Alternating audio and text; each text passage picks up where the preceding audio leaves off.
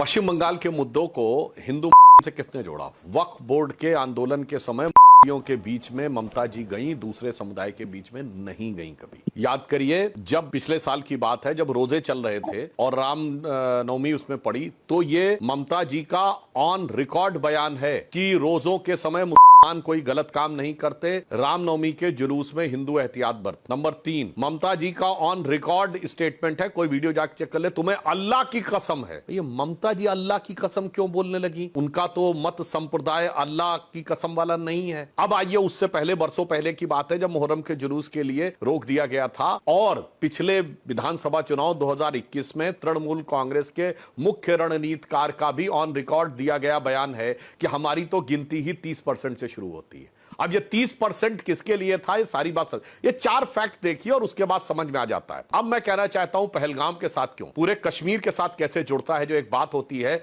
कि बंगाल का एक हिस्सा कश्मीर के नक्शे कदम पे जा रहा है, ये 11 अप्रैल की घटना है। 11 अप्रैल दिन कौन सा था? फ्राइडे, जुमे का दिन। टाइमिंग क्या थी? 2 से 4 बजे के बीच। ये रिपोर्ट में लिखा है, फ्राइडे 11 अप्रैल 2025 2 से 4 बजे के बीच। शुरुआती दिनों में यही तो 40 साल पहले कश्मीर में शुरू हुआ था। जुमे का दिन होता था, दोपहर बाद का वक्त होता था और उसके बाद भीड़ निकलती थी और चुन चुन कर टारगेट करना शुरू कर देती थी। आज उसी का रेप्लिका बांग्लादेश, बंगाल में हो रहा है। और एक और बात भी बताना चाहता हूं, यहां पर कोई ऐसा पहली बार नहीं हो रहा है। ये पश्चिम बंगाल में जो लोग कहते हैं इतिहास नहीं सीखो, इतिहास की बात क्यों करते हो, इतिहास दोहराया जा रहा है। 16 अगस्त 1946 को जब मुस्लिम लीग ने डायरेक्ट एक्शन डे किया था, तो उस समय बंगाल के गवर्नर शाहिद हुसैन सोहरावर्दी के दिशा निर्देश में पुलिस ने दंगों को से पूरी तरह मुंह मोड़ लिया था और पुलिस की छत्र छाया में दंगे हुए थे। आज 80 साल के बाद लगभग उसी नक्शे कदम पे इतिहास दोहराया जा रहा है। पुलिस की छत्र छाया में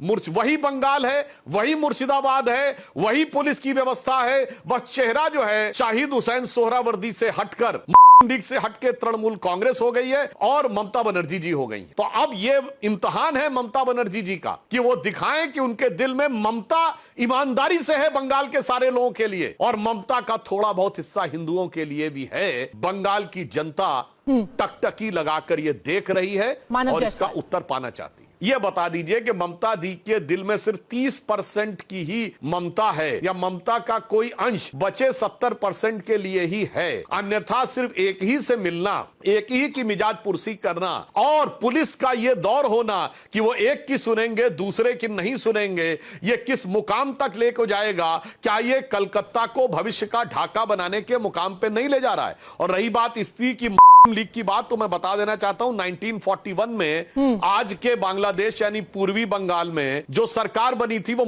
लीग के साथ नहीं बनी थी, फजरुल हक की प्रजा कृषक पार्टी के साथ बनी थी। 1946 में फजरुल हक ने मुस्लिम लीग ज्वाइन कर ली। अब देखिए साहब, ये जो है विपक्ष का प्रोपेगेंडा रहता है कि वो 1946 में लीग में बने तो 1941 की उनकी पार्टी को लीग बनाने का प्रयास करते हैं। अब कोई भी दर्शक जाके इस फैक्ट को चेक कर